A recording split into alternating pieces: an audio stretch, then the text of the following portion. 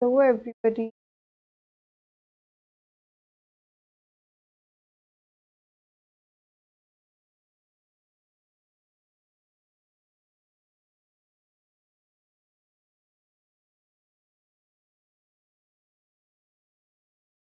That video पे आता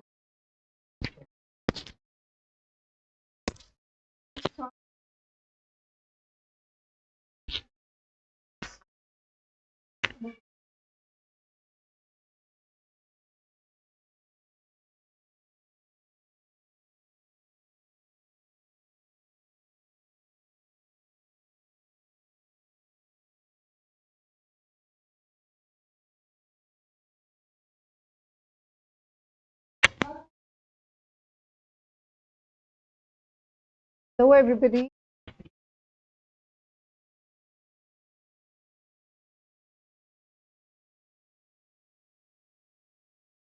Well, am I clearly visible and audible? Please tell me.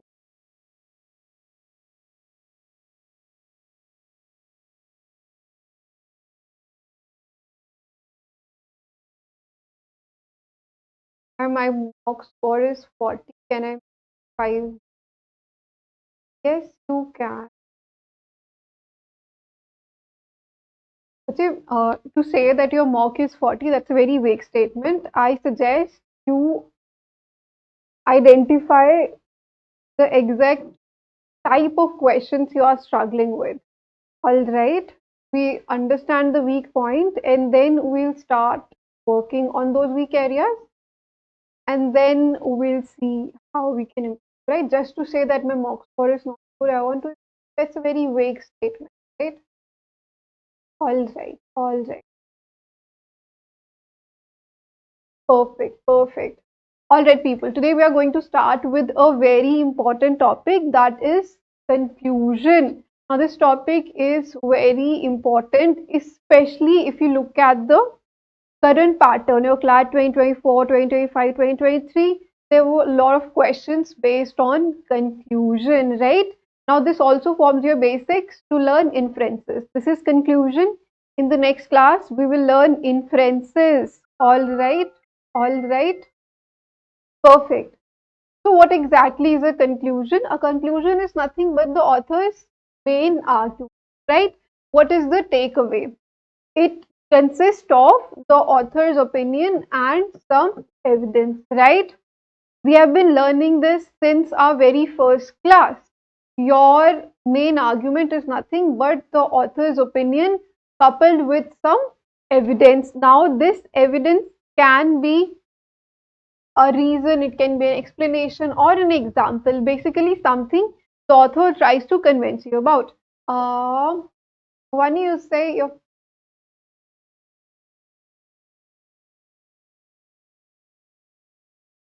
people, it's all right. It's all right. It's just okay, probably the most important exam of your life, but still just an exam. So do not pressurize yourself too much. Okay. At the end of the day, it's all part and parcel of life. Perfect. Perfect. Great. Now we'll stop chatting for a while, people. Stop being active in the chat box. You will understand a few things, okay, for some time. Let us focus on the board and then we'll come back to chatting. All right. Stop chatting, everybody. Stop chatting. Let's look at the board. All right. So we have understood what a conclusion is, something that the author is trying to say, the author is trying to prove. That becomes your conclusion. All right. Now, as to identifying or finding out the conclusion, there are certain steps that we follow, certain red flags. Okay. These red flags you need to avoid when you're solving for a conclusion. Very first word is, of course, very common, extreme words, right? Words like all, none, always, never, must not. These are all what? These are extreme words. Always avoid them. Whenever you see an extreme statement, always make sure to cross check it from the passage. Then overgeneralization, claims that are too broad, right? For example, the passage is talking about what judiciary should do in terms of AI.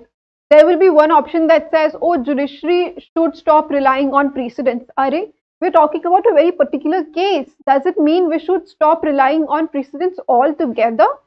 That is too generalized, very tall claim to make, something that is not substantiated in the passage.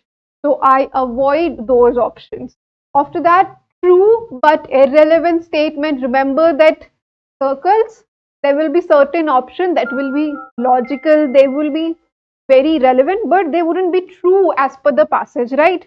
Whether they are true or not, that's not been substantiated in the passage. Then there will be certain options that are true as per the passage. But what am I going to do with this information? It is not relevant to the question asked. You need to find what lies at the intersection, something which is both true and relevant. All right. After that, relevant but contradictory or out of scope choices, as we have discussed already, these were the red flags which you avoid, entirely avoid while doing conclusion question. Then there are some green flags also which I use whenever I'm spotting a conclusion. First one is there are some indicator words, right? I have been yelling this since the first lecture. There are words like therefore, thus, hence, consequently, as a result, so, which is why, which means, in other words, all of these, scream that I will tell you the conclusion. All right. If not a conclusion, at least an argument is going to be presented. Now, in a passage, this is exactly how you find out the conclusion. You evaluate all the arguments given and then you figure out which one is the author siding, right? Then, of course, words like evidently, however, nonetheless, right, despite that, but we show contradiction, right, people? So a conclusion can come from both. It can come from contradiction or continuation or cause and effect, right? So very first step, look for indicating words, words that indicate a conclusion, right, people? Have you understood till here? Tell me quickly.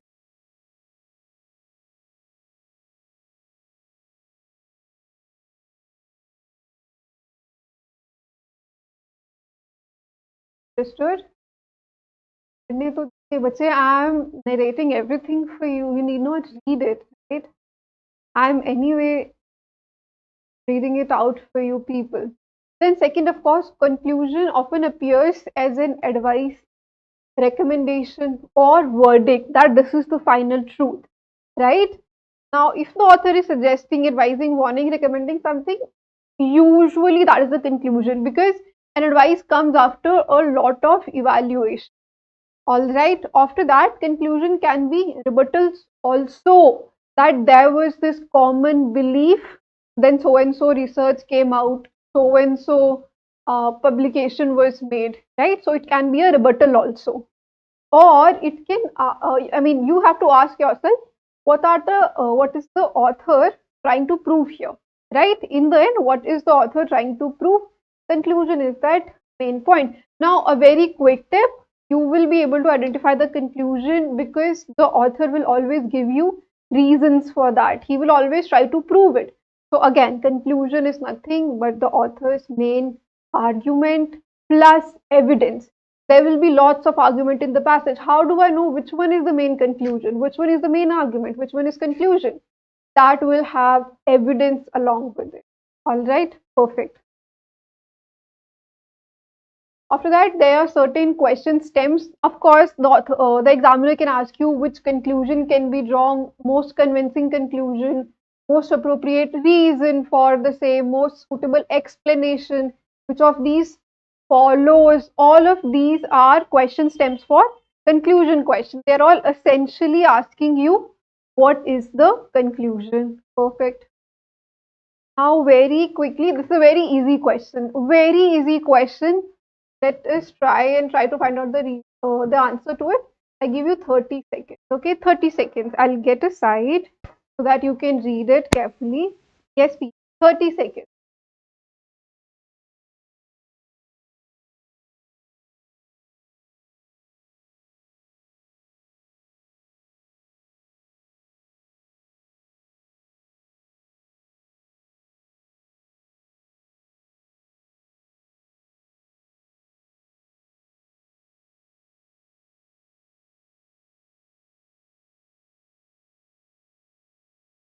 All right. Very easy question, not a lot of confusing options. Tell me the answer. Yes, what is? Yes, ma'am. Yes to what? Yes to what? Give me the answer. What is the answer? What is the answer for this one? Fairly easy question. Very easy to understand, easy to read passage, and not. Yes, please. What is the answer?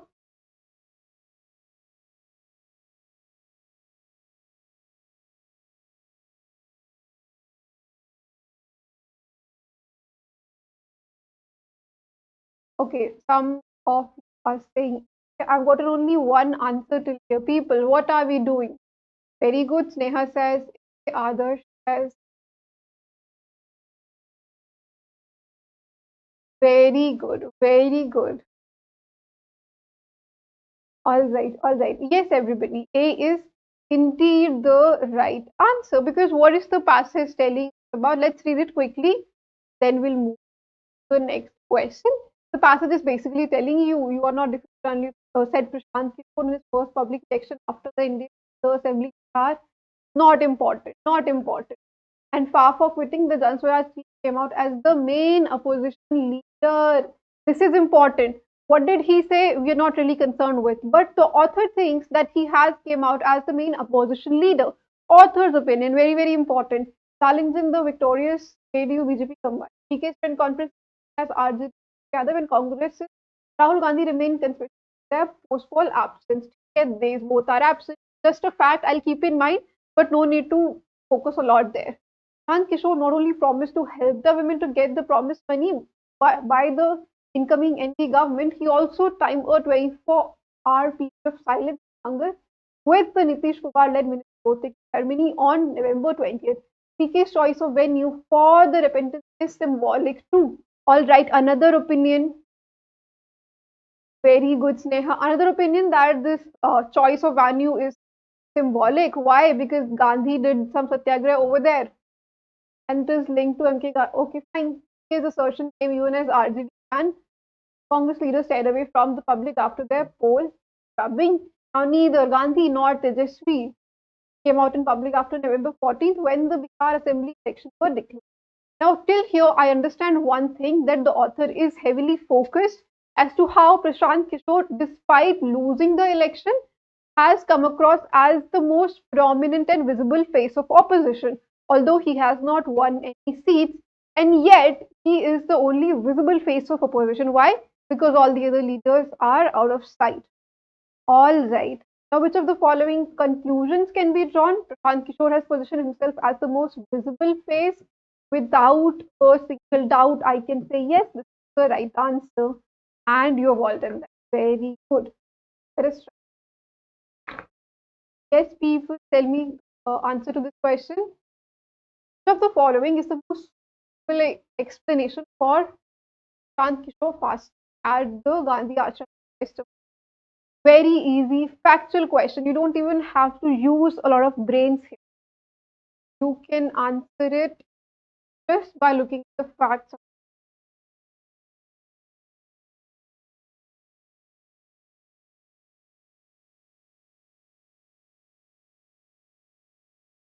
Yes, please. What's the answer?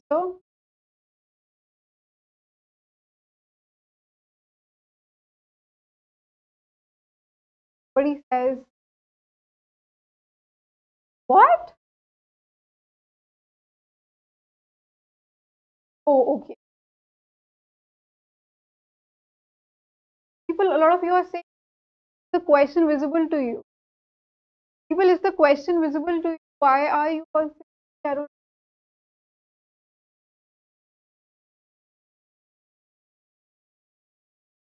now a lot of you are saying A. Okay, let us discuss. Which of the following is the most explanation for Prashant for fasting? The Gandhi Ashram. They are simply asking why is fasting. Second D. Oh dear. Okay, let us understand why is he specifically fasting at the Gandhi Ashram in West Champaran. A says he wanted to symbolically link his political message with Gandhian ideas of repentance and moral resistance. Okay, looks like a 50-50 option because yes, Gandhi did the same and he's also doing the repenting. So yes, I can say. B says he was protesting Gandhi Maidan as an inappropriate venue for oath taking. If oath taking is going to happen there, then how is it that two events are simultaneously happening at the same venue? Illogical. Illogical. He intended to avoid media attention, not at all, not at all. He was compelled to do so because his party failed to win any seats. People, please tell me what kind of logic is this? Just because his party failed to win any seats, he sat on this uh, fasting, that too in the Gandhi ashram. Rahul Gandhi's party did not win any seat either. The Tejasvi Yadav party also lost all the seats. Why didn't they go there? What is this? Is this a reason? The passage very clearly mentioned. What is the passage mentioning?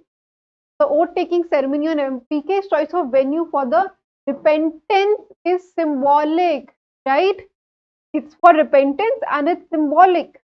What is the symbolism here? The symbolism is that of West Champaran linked to MK Gandhi Kegre in.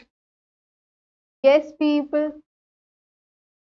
To such an easy question, I was expecting 100% accuracy.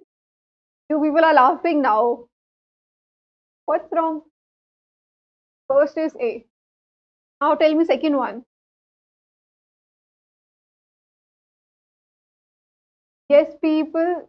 Very good, Adarsh. Very good. Question number three. Is it visible to all of you?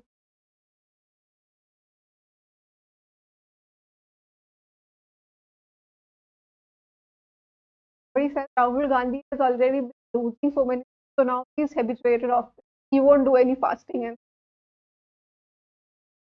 yes, yes, A is the correct answer. Again, why? Which of the following is most appropriate reason why Prashant Kishore's press conference took attention? Because he was the only visible face of opposition, right? Your Tejasvi Yadav and Rahul Gandhi, they were nowhere to be found. So obviously he retained all the attention from the press, the media, and common people, right? Perfect, perfect. Yes, yes. Now, some might say D. Well, D is true as per your knowledge of current affairs. It is nowhere given in the past, right? Shall we do this? Okay, we can do this. We have, okay, let's try this question.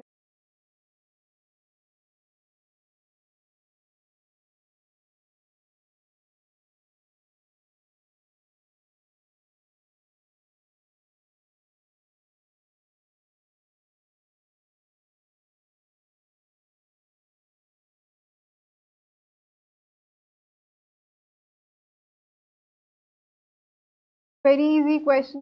Very easy question. Tell me. Right, right.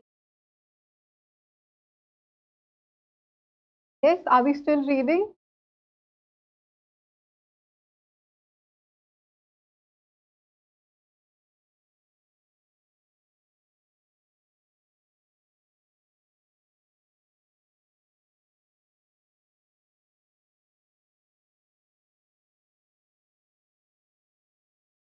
Well, I was very short passage. What's taking so long?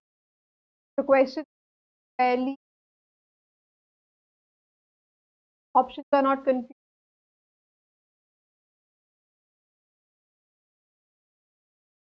Yes, definitely. A. Very good, everybody. Very easy passage. The whole passage talks about how this one person faced extortion from some group out operator due to which he committed a suicide.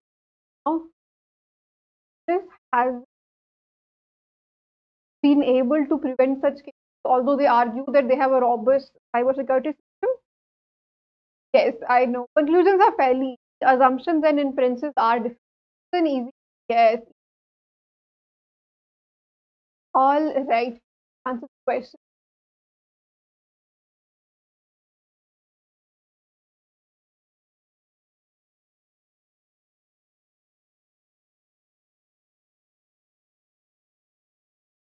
Yes, to answer the question. These are easy questions.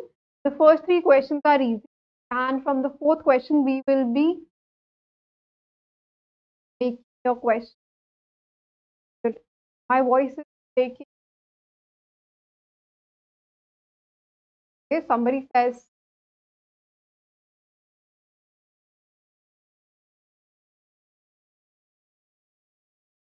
C A also A. Let's of course the answer is because the debate was not whether AI companies are shipping outside the US, but say the people, the criminals who operate, they were operating out of the US, they're operating from Africa.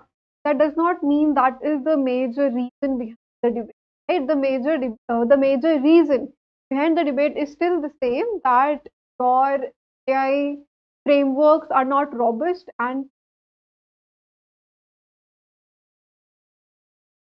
voices breaking people.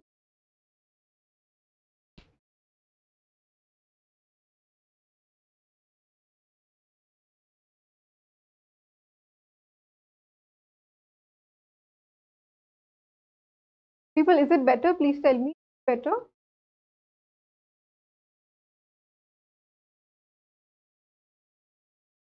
Is my voice better?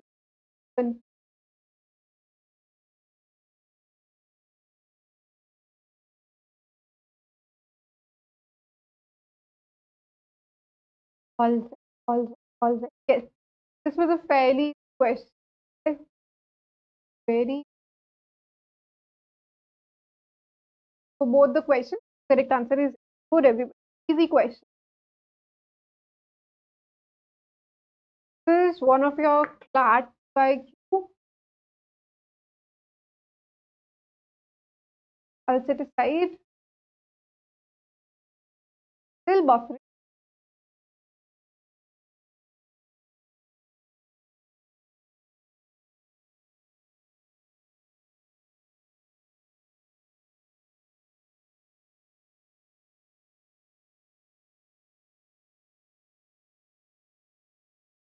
I think now it won't better now. Please. Yes.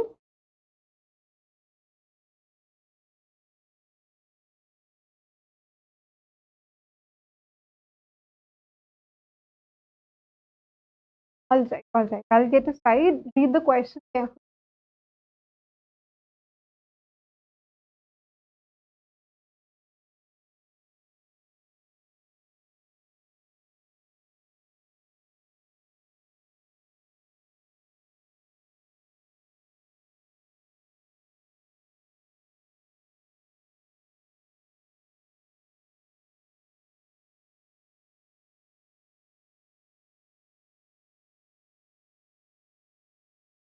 Yes, people. Shall we discuss the answer?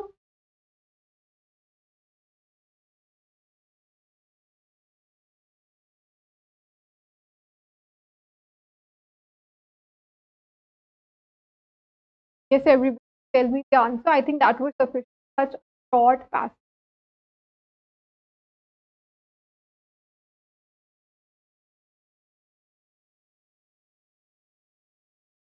Very. A lot of you have apps. Very good people. Very good. All of you have given me the right answer. Yes.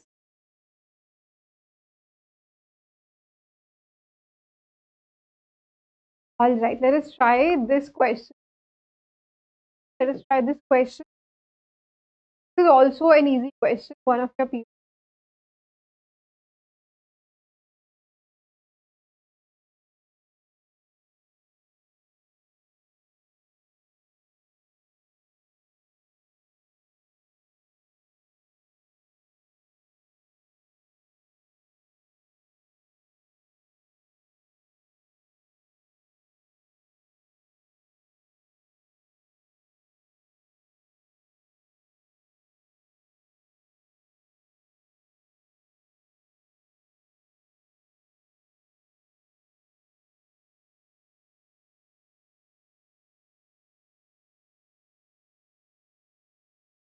Okay, people, shall we discuss the answer?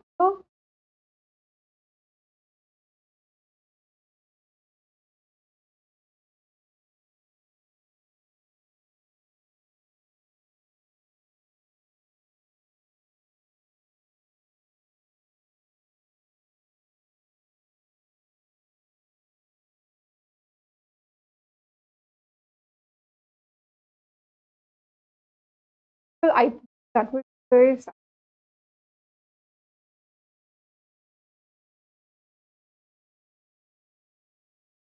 Maybe because when I tilt my head here and there, then my voice is my voice clear now? People tell me, is my voice better? Is it clear now? Is it clear to all of you?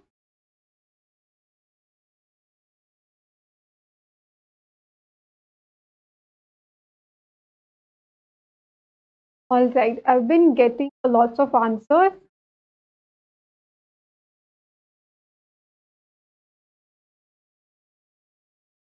Very good, everybody. Yes, C is the right answer. C is the right answer. Why? Why? Let us look at the passage. What is the passage talking about? See, the passage says, until the cave site was discovered, archaeologists by and large believe that the Gangetic Plains in North urbanized significantly earlier than Tamil Nadu. Just one thing I need to pick from here, Tamil Nadu was urbanized later than the northern plains. Historians have often claimed that the large-scale town life in India first developed in the greater Magad region of Gangetic Basin was during the second urbanization phase. Then the first urbanization, therefore, the rise of Harappa and Indus Valley civilization. Tamil Nadu was thought, yes, to have been urbanized at this stage only by the 3rd century BC. The finding of cave pushed that date back significantly. What are the new findings doing? They have pushed the date. What date? The date of urbanization of Tamil Nadu. They have pushed the date backward. All right, perfect. Now, based on the linguistics and continuity in cultural legacies, connection between the Indus Valley civilization or IVC and the old Tamil traditions have long been suggested, but concrete archaeological evidence remained absent. Right? In the past, that archaeological evidence was largely absent. Now, evidence indicated similarity in graffiti found in K and symbols associated with the Indus Valley civilization. Perfect. Yes, yes, yes. After that, they are simply saying that yes, Tamili, which is a variant of Brahmi used for early Tamil language, could date back to the 6th century BCE. Now they are giving an example or a final quote to say that a farmer could write his own name on the pot he owned. So this fight is still going on. You are not the one to teach me to write. I have learned it myself. Over and over, they are saying that because of this new finding, this Kiladi site, it has, yes, yes, given some imperial evidence as to how the Tamil Nadu could have been urbanized much faster than how we have imagined it till now. Right? Perfect. Now, the question asks you which of the following is the most convincing conclusion from this statement from the passage. Kiladi is the center of culture and learning, far superior to any other in ancient India. Not. This is a very extreme statement. Yes, the author is saying, you did not teach me, I knew it already. He is nowhere seen to be saying that, oh, I am superior than you are. Right? So, this is a tall claim, extreme statement needs to be eliminated. After that, people of Kiladi were illiterate, contradictory, very contradictory. Why? Because the author very categorically says even a farmer could write his name on the pot. So again, this is incorrect, factually incorrect, contradictory. He says ancient urban history of India as we know today could significantly be altered. Yes, that is the correct answer. Well done, everybody. Well done.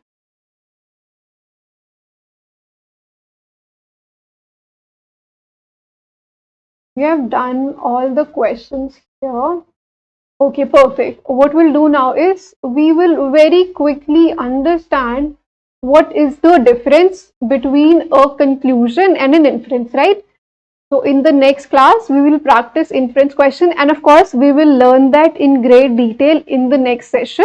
But I will still give you a gist, or let's say a hint as to how our conclusion and inference is different. Okay. Yes, people, tell me in the chat box very quickly, what do you understand by inference? Quickly, tell me in the chat, bache, what is an inference? Tell me.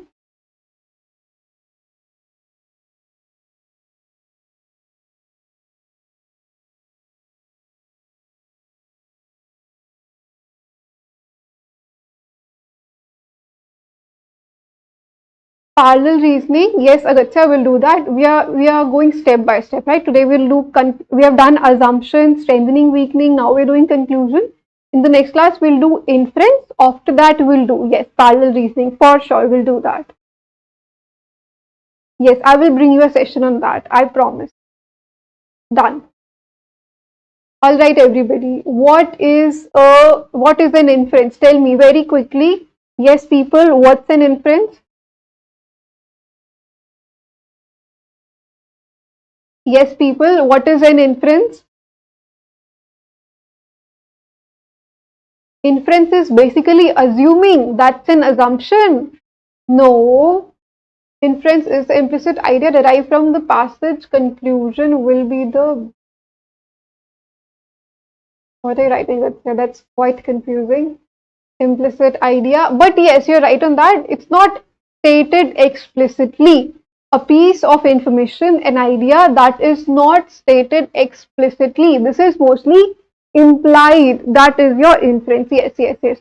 You've all given me very close definitions or close ideas of what an inference is. Let us understand that in great details. Perfect. But you see, an inference in simple language is hidden conclusion, right? What is it? It's a hidden conclusion. Yes. Relatable can say, well, these are, yes, these are broadly true. You're all close. Let us stop chatting for a while. Give me 5 minutes. We'll understand what an inference is so that in the next lecture, we can directly come up and practice questions, right? I'll give you some tips and we'll practice questions. What an inference is, how is it different, that we should do today itself. All right, perfect. Stop chatting. Eyes on the board, everybody. Yes, inference is nothing but a hidden conclusion. Now, what exactly is a hidden conclusion? Something that the author is saying via connecting the dots. Okay, he's just giving you the dots. It is up to you to connect these dots and say which of the following can be true. We can say it is a logical, it's a logical deduction. Yes, people, an inference is a logical deduction. Perfect, that is most likely to be true, right? Most likely to be true. Now, what is important to note here is, bache, inference is never directly mentioned in the passage. A lot of people tell me, ma'am, how can it be the right answer? This is not even mentioned in the passage. I agree. But bache, inference is not mentioned directly in the passage. It is always hinted. Okay, it is always hinted in your passage. You will always be, there will be some cues, there will be some hints as to what an inference is. For example, let's say I'm going out of my house and my mother says, Ishika, please bring an umbrella. Right? She says, please bring an umbrella. It is cloudy outside. These are the two premises I have. Bring an umbrella, it's cloudy outside. Now, based on these two inferences, I give you 4 options. Okay, A, these two premises, I give you 4 inferences. A says, it can rain today. B says, COVID-19 cases are rising. C says, the pollution in Delhi is on rise.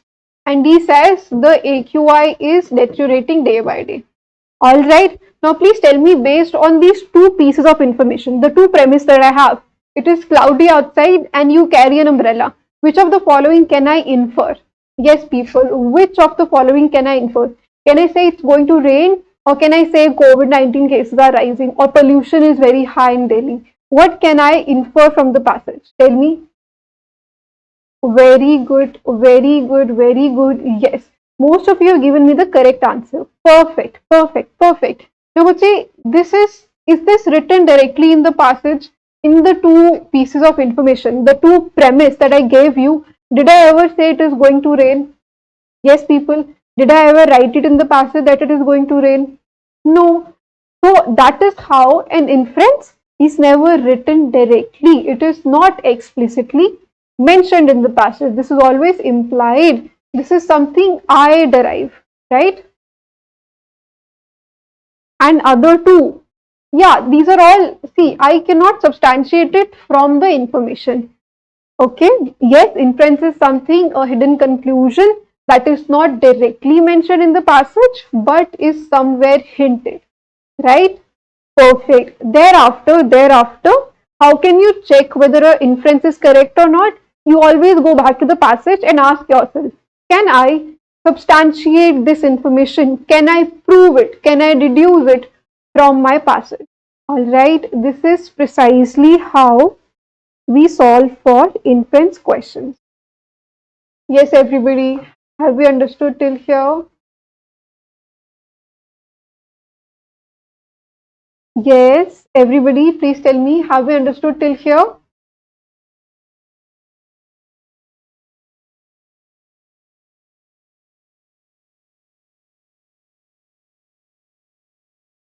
Yes. All right, all right, all right. So we would end the session here for today. All right, perfect, perfect, perfect. This was a very short session. We'll end it here for today.